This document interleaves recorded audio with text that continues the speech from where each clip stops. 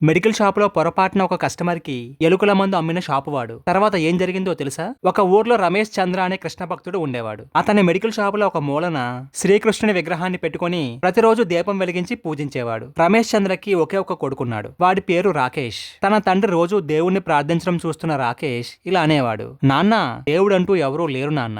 ఇదంతా మన మనసు యొక్క భ్రమ.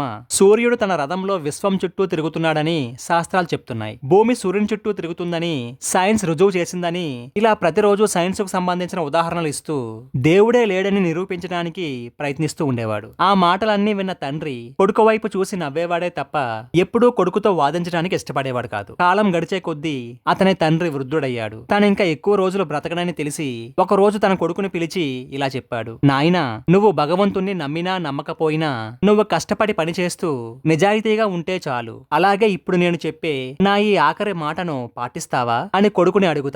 అప్పుడు కొడుకు అలాగే నాన్న అని అనగానే తండ్రి ఇలా చెప్పాడు: నాయనా, నేను చనిపోయిన తరువాత ఈ దుకాణంలో ఉన్న దేవుడి బొమ్మను ప్రతిరోజు శుభ్రం చేయి. నువ్వు ఎప్పుడైనా ఏదైనా సమస్యలో ఇరుక్కుంటే నీ చేతులు జోడించి శ్రీకృష్ణుడికి నీ సమస్యను చెప్పుకో. నేను చెప్పినట్లు ఈ ఒక్క పని చేయి చాలు అని తండ్రి చెప్పాడు. కొన్ని రోజుల తరువాత తండ్రి చనిపోయాడు. ఒక రోజు జోరున వర్షం కురుస్తోంది. అప్పుడే షాప్ లో కరెంట్ కూడా పోయింది. అప్పుడే అకస్మాత్తుగా వర్షంలో తడుస్తూ ఒక కుర్రవాడు పరుగు పరుగున షాప్ దగ్గరికి వచ్చి: అన్నా, ఈ మందు కావాలి. మా అమ్మకి చాలా జబ్బుగా ఉంది. ఈ మందు వెంటనే ఇవ్వాలని డాక్టర్ చెప్పాడు. నీ దగ్గర ఉందా అన్నా అని అడిగాడు. రాకేష్ ఆ మందు చీటి చూసిన వెంటనే ఒక మందు తీసి ఇచ్చాడు. వెంటనే ఆ బాలుడు ఆ మందు చేసా తీసుకుని వెళ్లిపోయాడు. ఆ కుర్రవాడు వెళ్లిన కొద్దిసేపటికే రాకేష్ కౌంటర్ వైపు చూడగానే చెమట్లు పట్టాయి. కొద్దిసేపటి క్రితమే ఒక కస్టమర్ ఎలుకల మందు చేశాను తిరిగిచ్చేసి వెళ్లిపోయాడు. కరెంటు లేకపోవడంతో ఆ ఎలకల మందు చేశాను తరువాత దాని స్థానంలో పెడదామని కౌంటర్ మీదే ఉంచేశాడు. అయితే కొద్దిసేపటి క్రితం మందుల కోసం వచ్చిన ఆ బాలుడు తను పట్టుకెళ్లాల్సిన మందుకు బదులు ఎలుకల మందు చేశాను తీసుకుని వెళ్లాడని తెలుసుకున్న రాకేష్ కి